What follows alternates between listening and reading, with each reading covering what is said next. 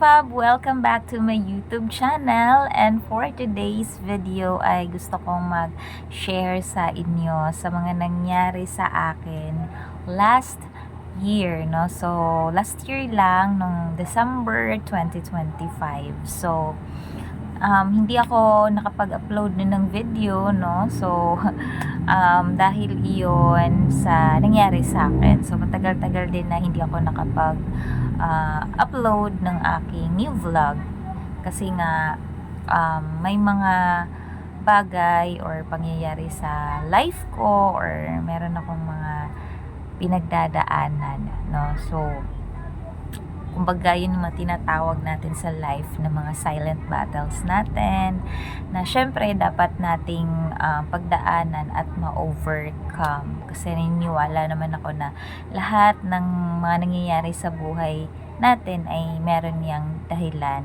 So kailangan lang natin maging matatag, no? So yun, gusto ko lang kayo batiin ng belated Merry Christmas and Happy New Year, no? Ka-Sexy Fab.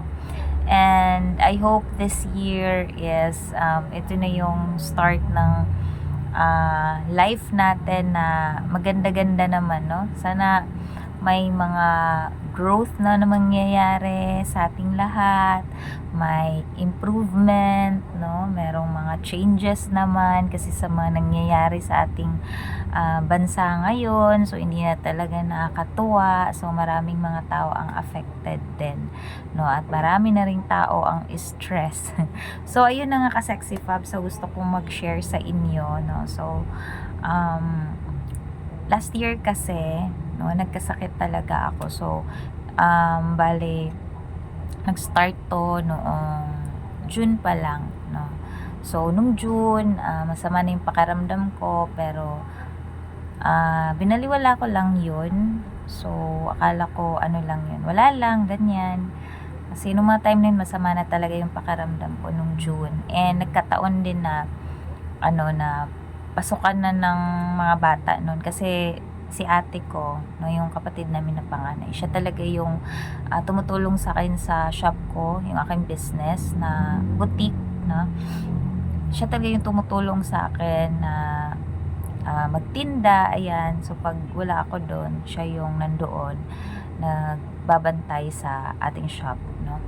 And ayun, nung June naman, pasukan na nga na kay mga pamangkin, kaya ang nangyari is umuwi na sila ate dun sa kanila, kasi nung bakasyon kasi walang mapasok yung mga bata, kaya natutulungan talaga ako ni ate.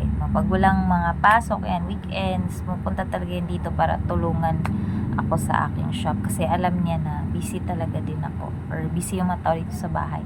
And bukod kasi sa business ko doon sa yung RTW business ko, no, yung boutique ko, meron din akong sari-sari store, no, dito sa bahay, no. So dito na rin kami nakatera. Tapos bale yung uso ngayon na isang na lang bahay mo, tapos sa baba is yung tindahan. So yun, ganito yun yung aming pwesto dito. So ang nangyari doon is ako na lang mag-isa sa tindahan, no. So syempre pagka iba pa rin kasi, 'di ba, pag may kasama tayo sa tindahan, kasi meron tayong kakwentuhan din, masarap din kumain pag may kasama tayo, ganon. Yung nangyari kasi sa akin, kapag talaga ako lang, no, minsan di ko na talaga ma-feel yung, alam mo yun, yung pakiramdam na gutom ka, ganon, no. So hindi rin naman kasi ako palakain, ganyan. Pero isa din yan sa factor bakit nagka-patong-patong na yung nararamdaman natin, no. Yung hindi tayo kumakain ng maayos, yan. Tapos puyat pa tayo sa tindahan, kasi galing doon sa isa kong shop, nagko-close ako doon sa late na mga 10 PM, ganyan. Tapos pag uwi ko dito, kasi itong sari-sari store namin is hanggang 3 AM kami nag-o-open. So pag uwi ko dito, nagtitinda pa rin ako, kaya ang tulog ko talaga is very late na. So naabutan ako ng 2 AM, 3 AM, kaya puyat talaga ako lagi. So yun yung mga isang factor din, kumbaga isang factor kaya din siguro nagkasakit tayo, ganyan. So nung June, July, hanggang August, no? So yun na, hindi na talaga okay yun, no? And then September, ayun na hospital talaga ako, no? And nakalabas naman na din ako nun. Tapos yun nga, sobrang payat ako nun nung mga time na nung September ako, as in yung timbang ko bumaba talaga siya, no? So umabot yung timbang ko nun nung September last year, naging 35 kg na lang ako, ganun. So grabe talaga yung, kung nakita niyo ako ngayon na payat ako, mas payat pa talaga ako nung time na yun, no? Nung September last year. And then ayun nga, yung ano doon, bakit ako nanghina is bumaba yung bumaba yung aking hemoglobin, no? Kaya kailangan kong salina ng dugo, no? So yun, nasalangan ako ng dugo and naging okay naman ako noon. And then nakalabas naman na ako, no? Kaya ako nanghina noon.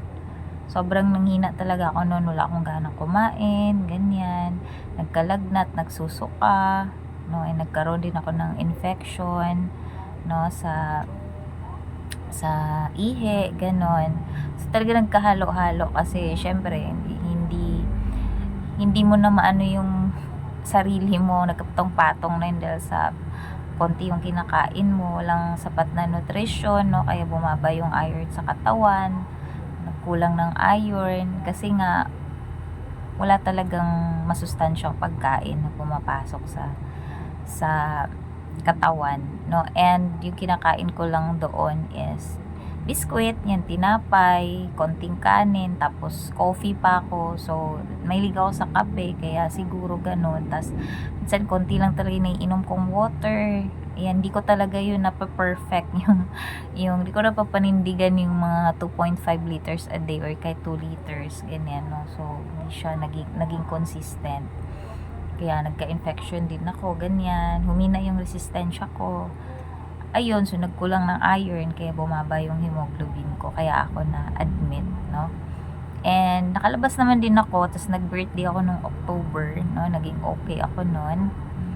October, November, and nitong December lang, no? Last year, December 2025, yun, nagkasakit ako ulit, no? And hospital na naman ako noon, no? And ang hirap, no? Ang hirap lang kasi alam mo yung sa point ng buhay mo na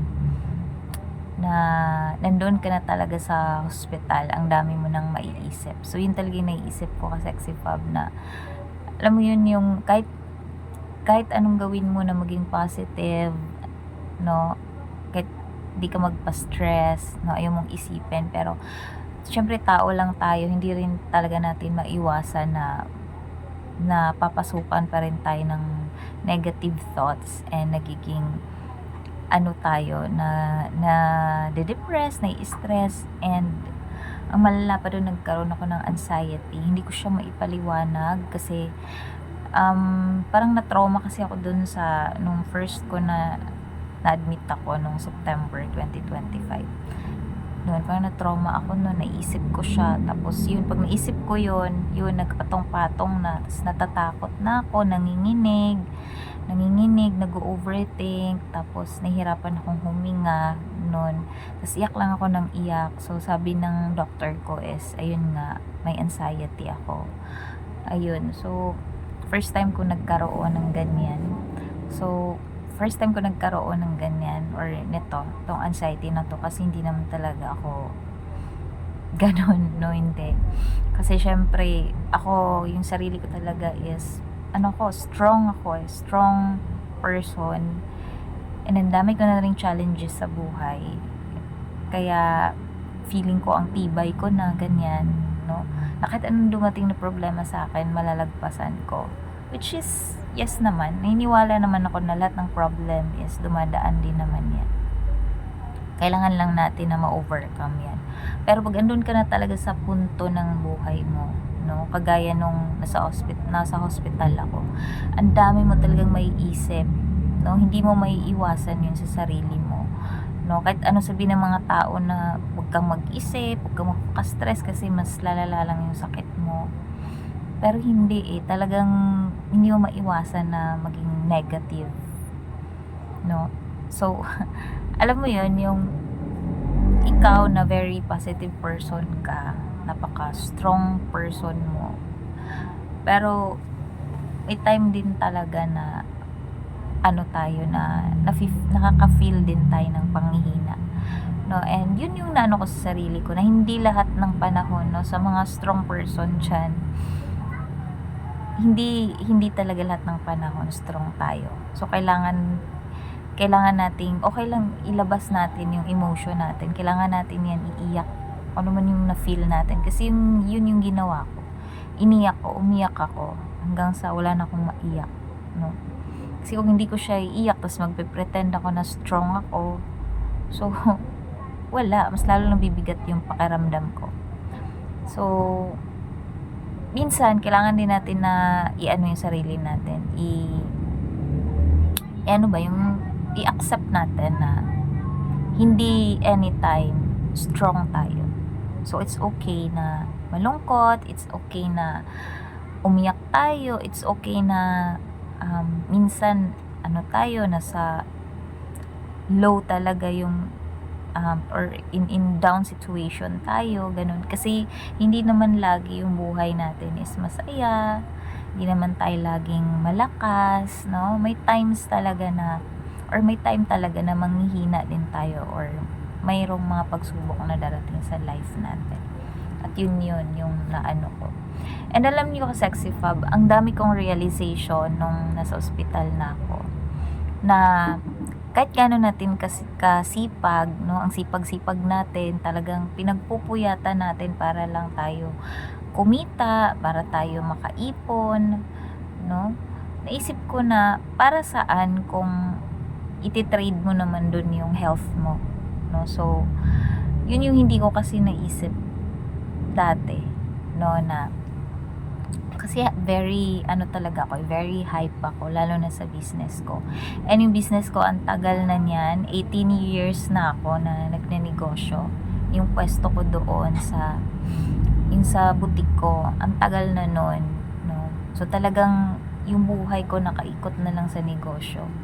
Pero na-realize ko, hindi rin maganda yung sobrang tayo, no? Yung ang sipag-sipag na natin pero tinitrade na natin yung yung katawan natin, no? Kaya na-realize ko kailangan i-value natin yung health natin, no? And mas bigyan natin ng oras yung natin mahal sa buhay, no?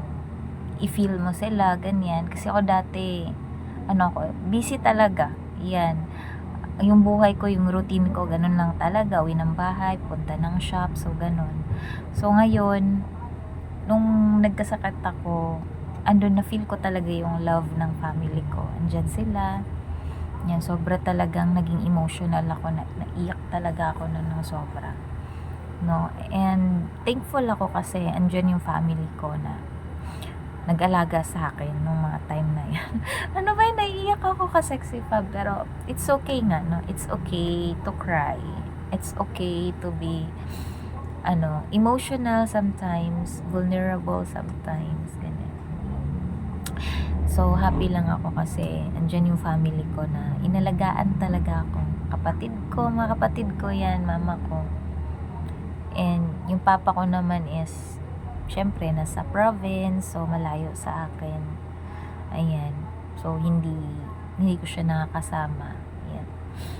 And thankful ako kasi mahal ako ng family ko, no? So yun yung na-realize ko na bigyan natin ng panahon, paglaanan natin ng panahon, bigyan natin ng importansya, no, yung family natin, no?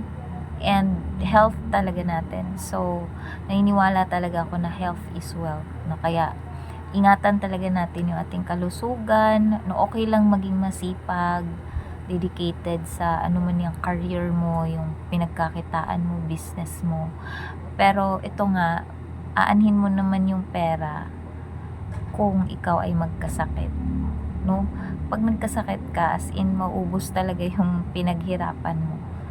Kaya okay lang siguro na bigyan natin ng panahon yung sarili natin. Magpahinga tayo kung pagod tayo, magpahinga tayo, no? Hayaan niyo yung katawan natin na makapagpahinga, maka-recover, and then balik ulit, no? Huwag nating pilitin pag puyat tayo, pag pagod tayo, huwag nating pilitin yung katawan natin na i-push pa yung mga gusto natin, no?